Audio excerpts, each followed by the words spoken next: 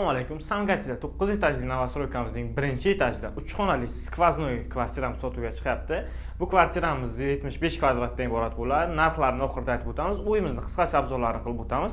Bu yer eshikdan kirib kelish hol qism bo'ladi. Va bu yerda esa uyimizning общий sanuzovi. Va bu yerda ota-onalar uchun yotoqxona.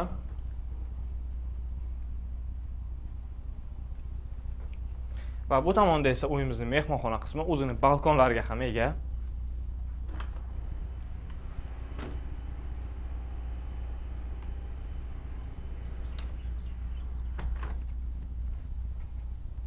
Va bu tomonda uyimizning oshxonasi. Barcha kerakli texnikalar bilan jihozlangan va bu yerda esa bolajonlar uchun yotoqxona.